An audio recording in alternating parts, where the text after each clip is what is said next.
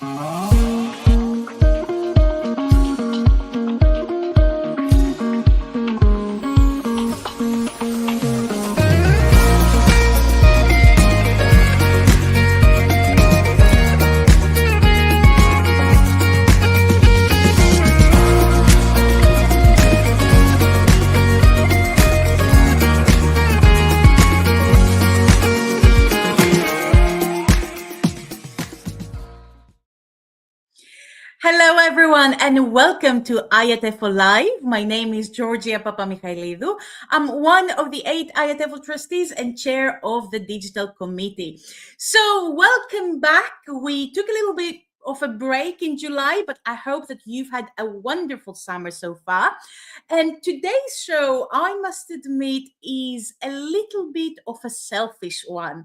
And that's because over the past few weeks, I have been trying to come up with an idea for my very own speaker proposal for next year's IATEFL conference in Birmingham, the place from which I graduated. So I thought to myself, this must be a good proposal. So I've been asking myself questions such as, how can I submit a good proposal? How can I turn my ideas and experience into a conference proposal?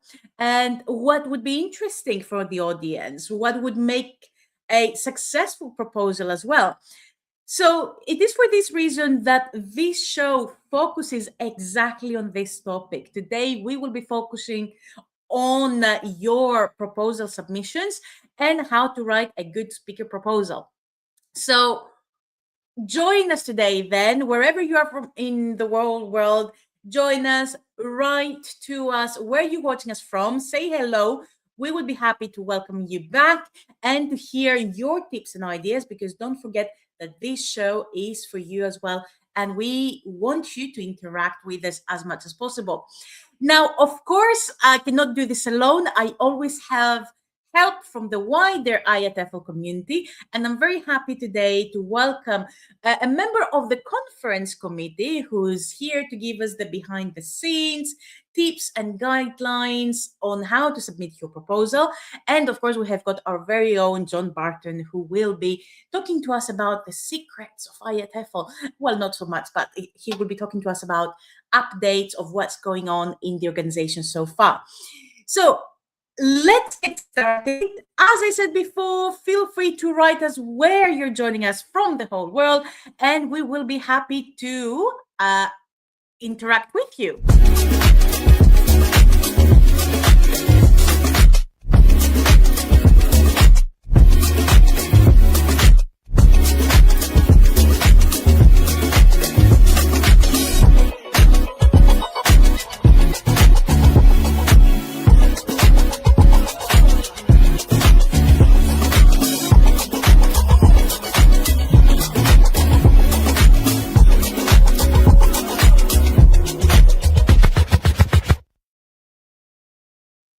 Today, John Barton, our chief executive, is going to be joining us. Hello, John.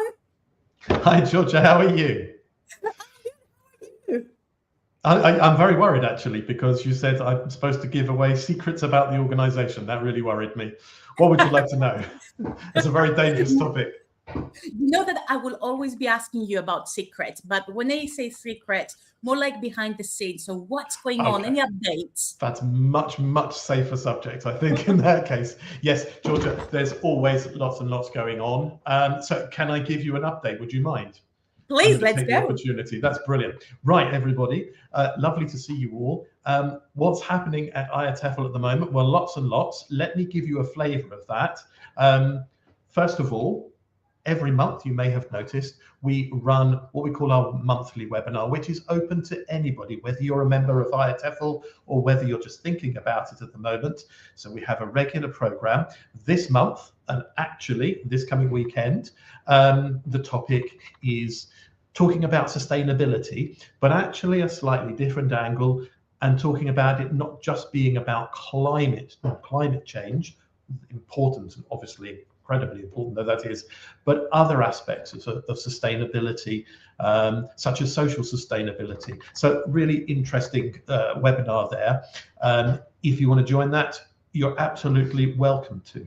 Now, one of the other things which people may not be aware of, and may be a really useful tool, useful piece of assistance for you if you're just starting out on your journey, on your career in English language teaching, is that, first of all, if you're a student studying to be an English language teacher, or if you're in the first 3 years of your career, then you can qualify for cheaper cost membership of IATEFL.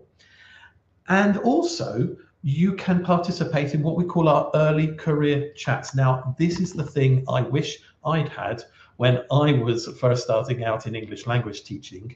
So these are monthly drop-ins on a different subject each month, and you can join as a member, as a student or early career member. You can join these completely free of charge and talk with a really experienced English language teacher to share your problems, get some ideas, get some inspiration about a particular area or topic of English language teaching. Really nice way of supporting the next generation of English language teaching professionals. So that one is coming up this weekend as well. If you're interested in becoming a student member or an early career member of IATEFL, then just jump on the website and you'll be able to find all the information about the costs and the benefits of doing so. I've got a couple John, more, Georgia. Please do. Before you jump to the next one, can I just say this topic is such an important one, especially rethinking speaking lessons. What are we teaching? It's such a modern and fresh topic because with the, with the interaction of AI that students have, well, our students have a lot of interaction with AI. So it really is an important question. So what are we teaching with speaking lessons, for instance? Precisely. And is it about fluency? Is it about accuracy? Is it about pronunciation, intonation, flow, lexical competence? There are so many different aspects to engaging and getting students to engage in using the language in the classroom. So yeah, totally agree with you. Absolutely. Okie dokie. Let me move on then. This one you may know something about, Georgia. In fact, you want to say something about this one. There's something called the IATEFL Themes Online Conference. I have no clue what this is, John. Well, I'll tell you in that case, just in case you're not sure, because Georgia is actually the organizer of this event. So this is really exciting for us. You may remember, it seems a lifetime ago, but about 4 months ago, we ran the IATEFL conference. It was actually in Brighton in the UK. And what we do 6 months later each year is we run an online conference choosing the big themes from the international conference and sharing them on an online channel, meaning that people who are unable to attend in person at the conference, they get an opportunity to experience those sessions and ask questions and interact. And also, we've increasingly found with our Themes Online conference, it's also for people who were at the international conference but didn't get to see that particular session, because there are over 600 sessions at the IATEFL conference, so you can't see everything. So IATEFL Themes Conference, now if you're a member of IATEFL, the IATEFL Themes Online Conference, which is run over 3 days this year, is completely free. If you are not a member of IATEFL, don't worry. First of all, why not? But secondly, you can join the conference as well. You can register for a really, really low cost as well. I think it's £15 for 3 days of the conference. So that's a really exciting date to put in your calendar. Talking of dates to put in your calendar, I would always recommend jump on the IATEFL website and go to the events page. You'll find it from the top menu under professional development. And there is an ever continuing list of events, many of them completely free and about a whole range of topics across the profession. So please do jump on the website, have a look, and anything that you find interesting, register for that event and start taking your career forward. So that's what's going on from my perspective, Georgia. How about you? Amazing. John, you know what I really like? When you bring us the updates, we see a range of updates, not only online events that we have got running, but also what news we have got about the conferences, about the webinars. So it is a varied kind of approach. So thank you very much. Now, of course, last week we had a big announcement for the IATEFL conference in Birmingham next year. We did? What was We that, Georgia? did. Exactly. And these are our Yes, of course. scholarship winners. Yes. Congratulations to our wonderful scholarship Absolutely. winners. You will be meeting them in this show and at the conference next year in Birmingham. So I can recognize a few familiar names on there. So it is very exciting, John. Absolutely. And, you know, it's so wonderful to see so many people who first start their journey joining IATEFL and winning a scholarship and then going on to submit a proposal themselves and then joining a special interest group and bringing seeing their whole journey through IATEFL. And for many people, winning a scholarship is the first step on that journey. So huge congratulations to everybody there, but also a big thank you to the many people who applied. I'm sorry we couldn't have more scholarship winners, but as we always say, somebody has to win. So if you weren't successful this year, you may be next year. So give it another go. Absolutely. And it's such a celebration of anyone who wants to come to IATEFL as well. So it is absolutely incredible. Now, John, the question that a lot of people might have in their minds is, have we got any news about the studio in Birmingham next year? Will we have a sofa? Oh, dear. Just to tell you, everybody, of course, during the conference, we have IATEFL Live. So we have a program running every day at the conference. And between you and me, Georgia is always trying to find excuses to have additional bits to the studio. This year, it's a sofa, apparently. We'll see what she gets. Please. Well, the problem that we had this year in Brighton was that it was too sunny. And regardless of that's not a problem. That's really good for me because that means no queuing in the rain. Yeah, that's very true. Very true. Oh dear. So, John, thank you very much for joining us today. My pleasure.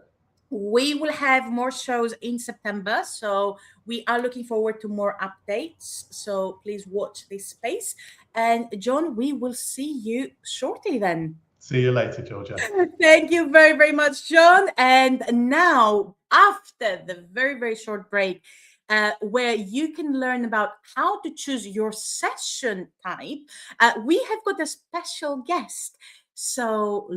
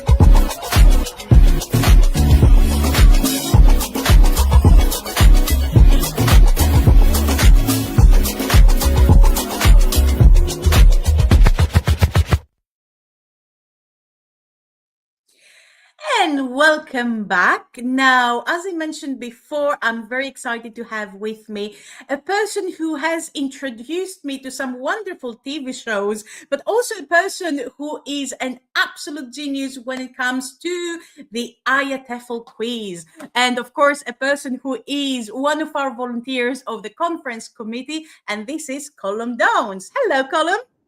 Hi, Georgia. Welcome to our show. Thank you very much. It's great to be here. It's absolutely fantastic to have you again. I think last time we spoke was just before the conference, That's wasn't right. it? Yeah, I was Yes. in the UK getting my car fixed. I'm at home in Jakarta at the moment, but already thinking about the conference again.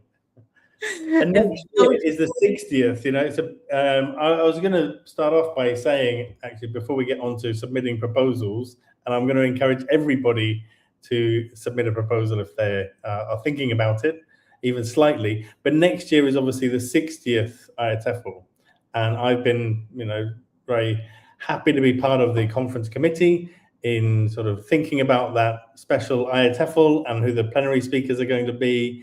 And it's back in Birmingham for the first time in 10 years. And I think one of my best ever IATEFL conferences was in Birmingham back in 2016. So I'm really looking forward to going back to the same venue. Oh, nice. What made 2016 so special for you?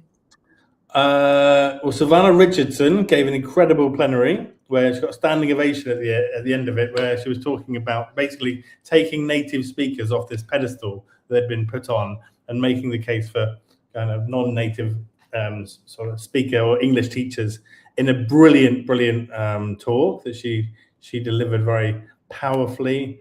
I still remember that. She's done a follow-up, I think 5 or 6 years later, which you can find these all online.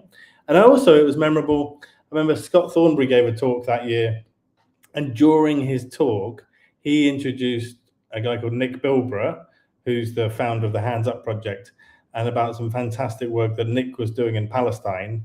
And that was about a few months before I started a job of mine in Palestine. So I was incredibly excited to hear about this work. And then I later got on to work together with Nick on supporting his initiatives. So yeah, I mean, for different ways. I also, in that particular conference, was working, I'm back in Indonesia now, but I was accompanying some different academics from Indonesia to Birmingham, and there were 3 academics from universities with me, and representatives from the National Teachers Association here in Indonesia. So we had the vice president of TEFLIN, and they all got an enormous amount out of that year's conference. And actually, I'm still very good friends with them. So it was like a place where our kind of friendship and professional relationship strengthened. This is how it begins. It begins with a conference and you make friends for life. Yeah. I'm still actually one of those academics is now the dean of a university of the education university here in Indonesia in Bandung. And I went to a special ceremony marking another one of those academics' official kind of her finishing of her PhD and becoming a full professor. There's a technical term for this which escapes me, but that was only a couple of months ago. So yeah, 10 years at IATEFL, but we've stayed friends and professional colleagues since. This is brilliant. Now, Colin, we've talked about the conference committee before. So the reason why I want you to come here today is to just give us some guidelines, because I'm quite stuck as well. So let's start by talking about how to form an idea for the speaker proposal. How do we start? Right. Well, just before we get to forming an idea, I want to say, and this is I've applied to IATEFL many times to give a talk, okay? And I've been rejected. I've had to revise my abstract because I had a good idea, but I hadn't followed the guidelines clearly enough. I've been lucky enough to have talks accepted. I've been on a panel that I put together and had a panel talk accepted. And last year I was part of a joint presentation. So there are different ways in which you present. But just to say, I got rejected one year. And one of the reasons I think I got rejected was because I hadn't followed the speaker proposal guidelines clearly enough. So whilst you've got an idea, at the same time as you've got an idea, I would say in parallel, you have got to familiarize yourself with the very well written, very detailed, very clear, quite long, I think it's 7 pages long, speaker proposal guidelines that are online, which really tell you everything that you have to do. Now it's very clear, but there are a lot of things that you've got to do right. And I would say that there's a technical criteria which we can talk about in a minute. And there's also a content criteria. So I'm going to answer your question in a minute about ideas, but I would just say maybe as a starting point, whilst you've got your idea bubbling away, you got to read the speaker proposal guidelines. And I would also suggest watching a video by Madeleine de Vivier, who is the conference programmer, where she talks through these guidelines very clearly. There's a YouTube video, it's about half an hour long, and she will tell you why people get rejected or why people get accepted, the kind of common mistakes that people make.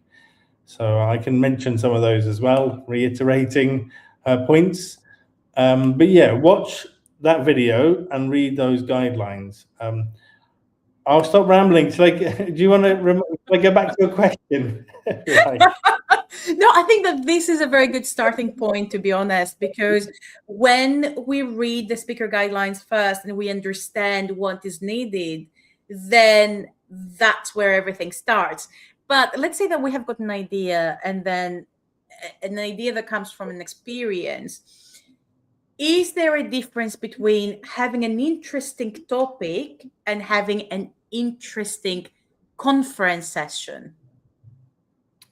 Okay, I think the best way to answer it is to kind of try to link it to the guidelines and the kind of the technical criteria and the content criteria, maybe on the content criteria as well, and the kind of format, the different formats available. Okay, so when you read through these speaker proposal guidelines, especially if you're new to IATEFL, one of the things that you'll notice is that there are lots of different types of sessions. So you could give this flashed up in the bridge between John and I speaking today. But the most popular is a talk, which is a 30-minute session, although it needs to include a Q&A, it's with the audience. The second most popular is a workshop, which is given as a 45-minute session, but it's explicitly made clear in the guidelines that for a workshop, you've got to maximize audience participation. It's not an excuse to just get a longer talk in. And if the committee, they'll carefully read your title and your abstract and your summary. And if it's not very clear how the audience is going to be engaged and active and participatory, then they will maybe write back to you and offer you a talk. But these, for solo presenters, a talk or a workshop are the most common. And then there are things like a forum where you have like 3 speakers talking about a similar topic with a Q&A session. If you've got maybe 4 or 5 speakers, there's a panel. You can put forward your own panel. And then there are others, such as a poster presentation. So there's a lot of different formats. And I think you might start to think, what type of conference talk have I given before, and what type, considering my idea or the topic that I've got in my mind and maybe my colleagues that I work with, what kind of proposal do I want to put forward for consideration by IATEFL? But then, we make that. I'm going to jump into content criteria and just list 5 for you, because it's really important when thinking about what helps you get selected. Well, one is that you've got to be, and all the way through the guidelines it says you've got, it has to be immediately clear what you are proposing to talk about, the kind of clarity of your proposed session. So what is it? Is it a very clear idea? And in your title, is it clear? Because sometimes, in the conference program, people are only going to see your title. On the app, they'll read your summary, but it has to be clear to the committee exactly what you want to talk about. So clarity is probably the first sort of essential criteria. It's a clear idea. And then the second, I would say, and this again is in the proposal guidelines, is that you should be saying something new or shedding new light on something that has been spoken about or shared before. And you might think, well, everything's already been done, it's already been said. But maybe saying something new or shedding new light on something is you bringing your own experience and your own, your angle, your experience on something, because obviously that will be unique, that will be new. So that's the second. And I think obviously conferences are always trying to be innovative and highlight new innovations and new things. It's like AI is incredibly popular at the moment. Sustainability and other global issues are rising in prominence and interest because people want to tackle kind of global kind of problems.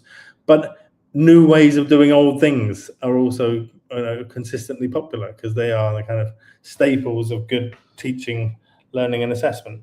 And number 3, as well as being clear and maybe saying something new, whilst you're sharing your own experience, you have got to think about your audience and how can the audience apply this in their context, or why is your session going to be relevant to the audience at IATEFL, considering their experience and expectations and needs.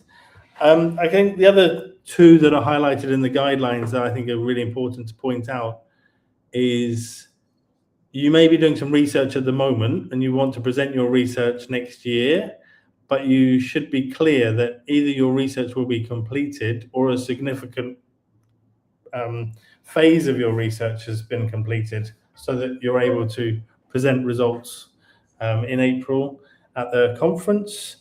And obviously, whilst you may have aspects of your talk that will focus on theoretical elements and the literature, there may be other elements that are more focused on practice. It should be clear, that kind of balance between theory and practice in your proposal.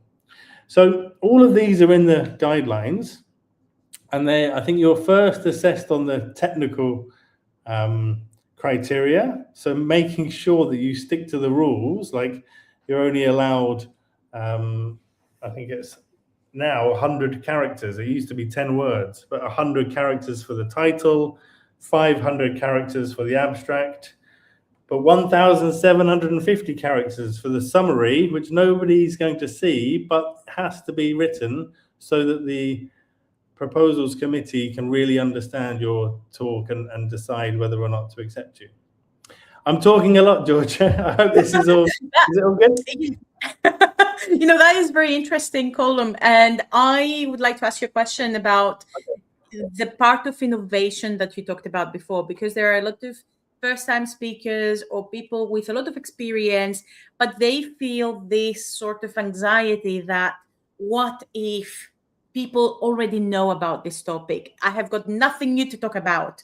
How do we overcome this anxiety? I understand that anxiety, but again, I would say that I think you have obviously your own experience, and your own experience is not just like, okay, I think sometimes like there's your experience, like Georgia, you teach in a school in the UK and you have a specific set of students, okay? And I haven't been teaching in the UK for many years. I teach, I sometimes teach in universities and in schools in Jakarta, okay? So our context is very, very different. We might both be using technology, in a new way, in an innovative way, with our students. And I think that the way in which you are doing that will be of interest to me. Okay, so if you could present it clearly, and again, you might have been doing your own research, action research, possibly with your students, maybe as part of your own professional development, and you've got some findings from that and you want to share that. But at the same time, I'm talking more about me and you as maybe practitioners.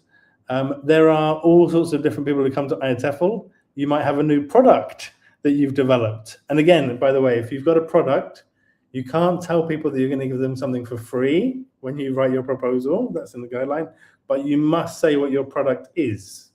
So, read the guidelines and clearly highlight the fact that it's going to be a commercial presentation. And these things are welcomed, right? So you might have an innovative new product. You might be an old-fashioned mainstream publisher, as we say, but is doing something new that has got an idea for a panel, or you want to promote many of your new authors, established authors.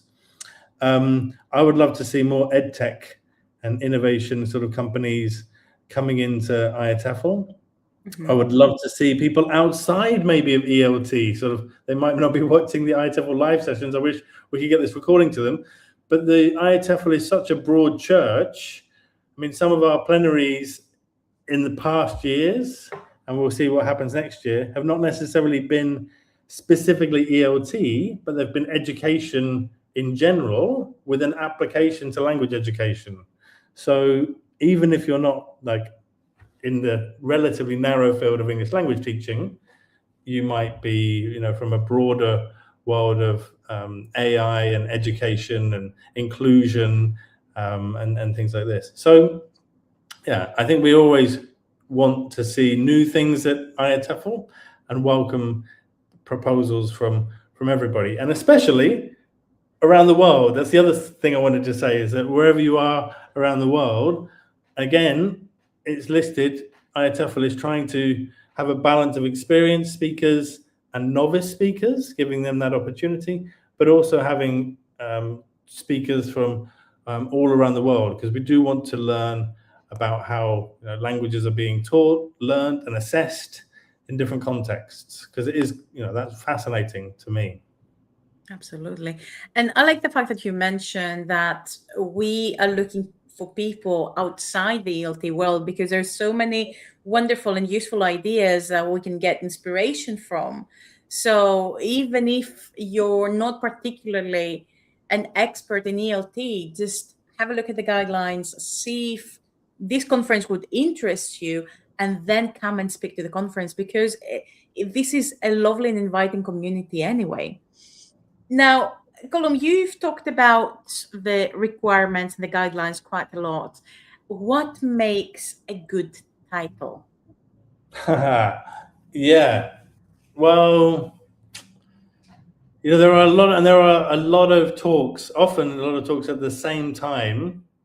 I try to take a new approach when I go to IATEFL, the same approach that I've been trying to take when I go to a music festival, which is to try not to see the headliners that I've seen before, because I'll miss the new up-and-coming bands that are going to be famous in 3 years. And it'll be like, I could have seen them on that stage, but I missed them because I was going to see the Beatles again, or I was going to see Elbow for the 5th time or something, right? So this is more advice to people when you go to IATEFL is go and see people that you don't necessarily, that you haven't seen before. But how that would happen would be that I'd have to have my attention caught, not by the speaker, because I don't know the speaker necessarily, but by their talk title often.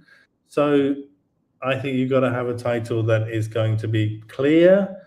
It says what it does on the tin, but it's also kind of catchy enough that it's going to spark some curiosity and some interest. And I remember, George, we were chatting the other day about AI, and like, should you use AI? Are you going to ask me to help you write? I think, again, like all sensible educators are saying now, is that you can have AI as your assistant, as you can work with AI. Ultimately, I think to be completely, you can have AI support you in brainstorming some ideas, but I would say, go back and read some of the conference programs like last year's or the years before. Have a flick through online the PDFs. Look at your area that you are an expert in, or that you're interested in, and just look at some of the titles of the talks or the workshops, and then you'll get an idea. You say, okay, look at that. Or you could go to who are the ELT like the speakers that you like or respect, the kind of talks that you go to, and go and see what titles they used for the last kind of couple of years, and then you could say, right, that's interesting. What can I learn from that? What can I take away from that? And what might I come up with for myself? Amazing. That was going to be actually my next question to you, Colum. What about AI? Because I think that some of us are a little bit tired of the AI slop, as they call it, and we see that in some conference sessions as well. The reliance on AI. There are certain, for example, proposals when you read only what the AI has suggested and there is no thought process to it. And then I'm thinking, but why? This is such an interesting idea. Of course, use it. For example, I use it as well to correct my grammar, to correct my vocabulary, to make it more polished. But use your idea. Okay, well, I'll give you a tip straight away that I would do. Yes, you've got to be, you don't want to sound like this, what's the term? AI slop, right? But if you work with AI and you edit and you give it very detailed prompts, one of the things you could do straight away is, by the way, the deadline for proposals is the 9th of September at 4 p.m. and you have to be a member in order to submit a proposal. One of the things I did once was my membership wasn't up to date. And so on the day that I was trying to submit the proposal, I was also trying to pay for membership. And then I wasn't sure if it had gone through and if I was an active member, and then the deadline was coming, and then I was like very stressed. So first thing, make sure that your membership is active. And also if you've got an IATEFL association in your country, if you don't yet have a membership, then if you get a membership through that association, I think it can be as affordable as £27 or something. So there are ways in which you can get a kind of more affordable membership. But make sure you've got a membership, and you've got 2 weeks now to submit this proposal. And again, don't do it in the last hour, which I've also done in the past, literally the last hour, and I wasn't sure if it had gone through before 4 p.m. because the system is probably being like bombarded with IATEFL proposals, right? So don't be the last minute submitter like I've been. But in answer, okay, using AI right now, we've got this 7-page PDF by the team, the criteria. You can work offline with your title and your abstract and your summary, and you could like give AI, ChatGPT, the PDF and say, look, analyze my IATEFL proposal for strengths or weaknesses. Have I met all of these criteria? Assess me, like use the IELTS criteria and assess my English. And that will give you good feedback, I think. But again, don't just tell it, well, can you write my title, write my abstract, write my summary for me entirely? And I'm sure some people will, and I'm sure that the committee will get tired of reading those. So you've got to edit whatever AI comes up with, and ultimately you've got to make sure it's accurate, right? There's no mistakes, and that it's exactly what you want to say or you want to do. And speaking of submission requirements, let's watch a very short video on how to follow the submission requirements.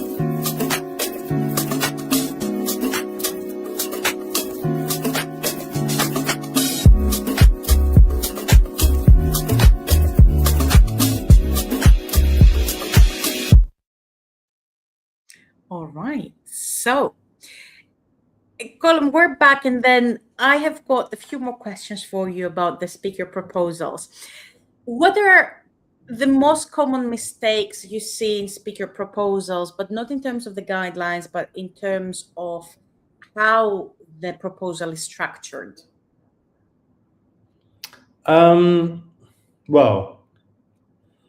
they are going to be like literally, if you don't meet the technical criteria, then you don't, it's like the first gate, right? So if you just copy and paste your summary into the abstract, your abstract into the summary, and don't write a separate summary, or if your title is too long, or you tick the wrong boxes, then you're going to fail almost before, you won't get to the review phase.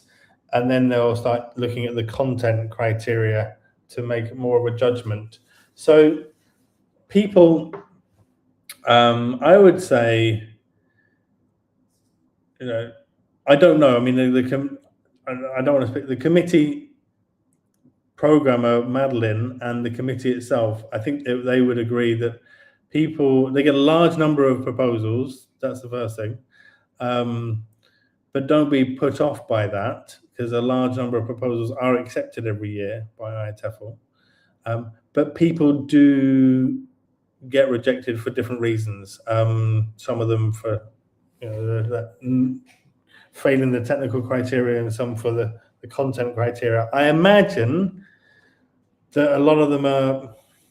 I mean, Madeline's video gives you some examples and shows you good and bad ones and says why this was rejected, right? So things that it wasn't a clear abstract and more a summary. You read it and it wasn't very clear to the committee, and then therefore to the IATEFL audience exactly what the talk was trying to achieve.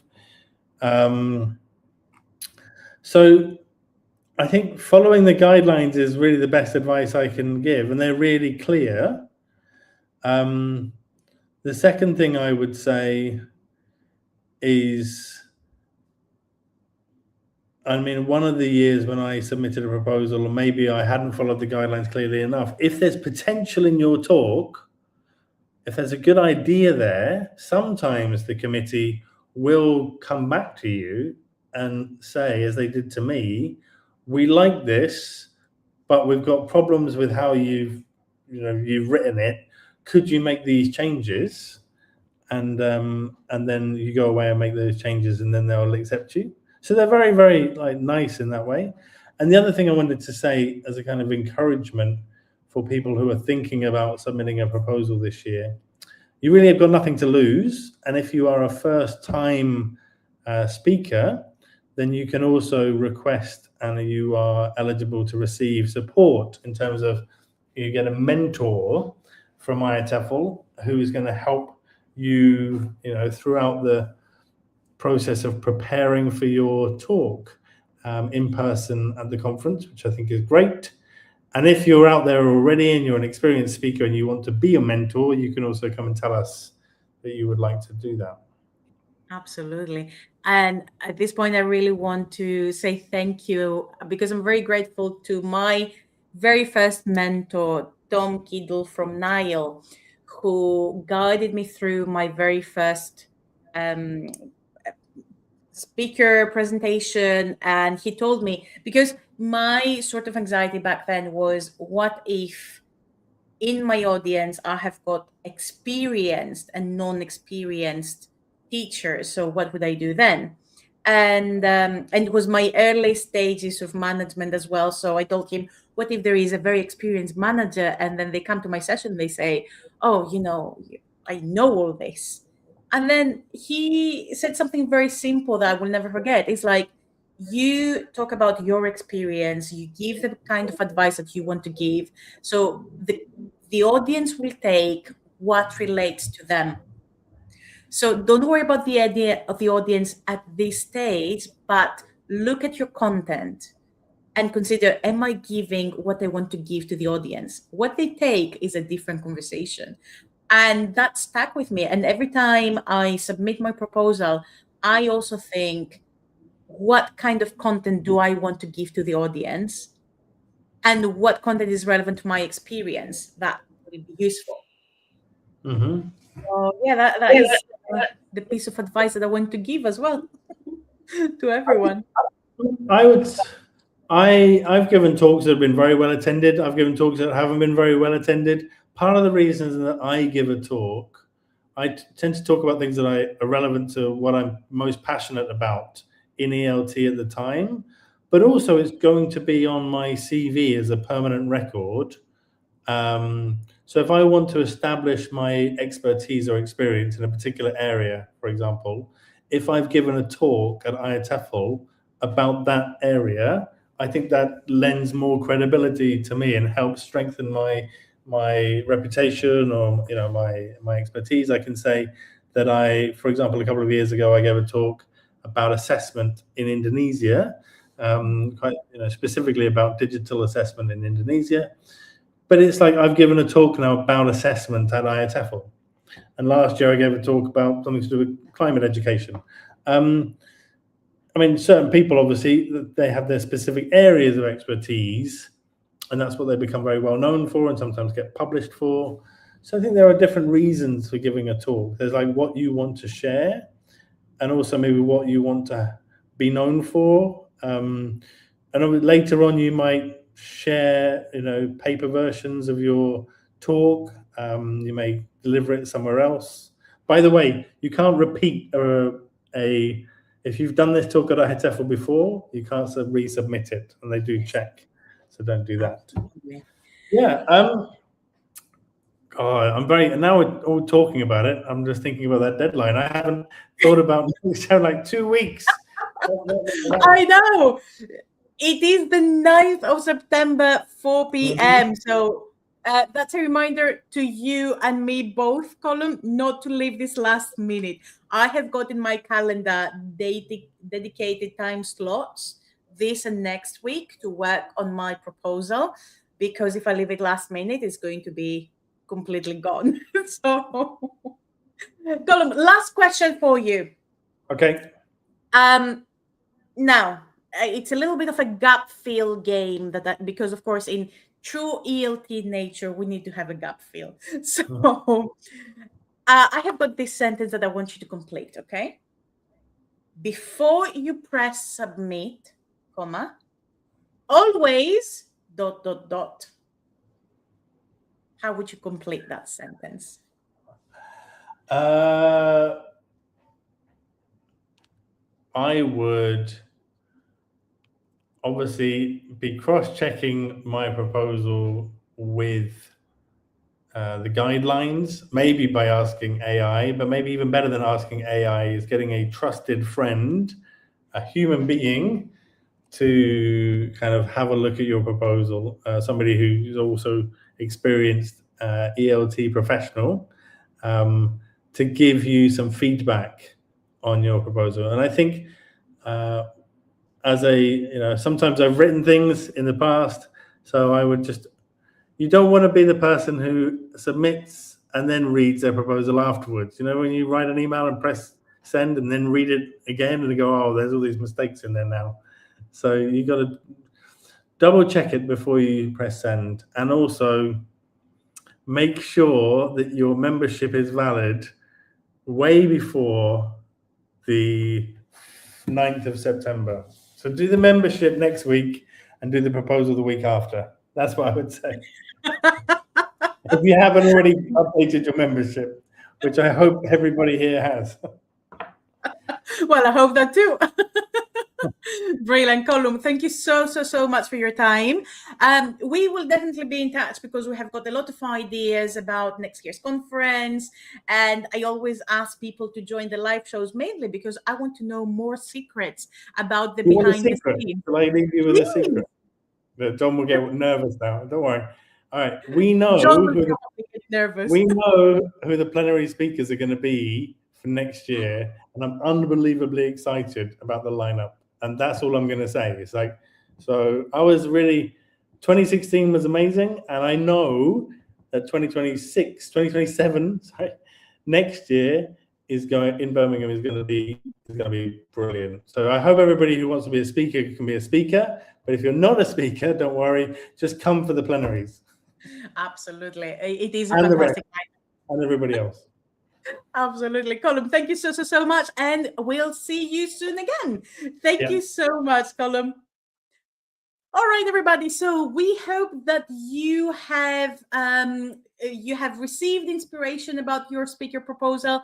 We hope that you found this show useful, and we really hope that you have got now the right idea for your speaker proposal for next year's IATEFL conference in Birmingham. Now, we have put as a comment the links to Madeline's video as requested, and the guidelines, this fantastic PDF document that has got all of the guidelines that you need. My advice to you is be authentic, be yourself, share your idea, share your expertise. If you are a first-time speaker, don't worry too much about this, because we have got mentors for you to help you as well. So thank you very much for joining us.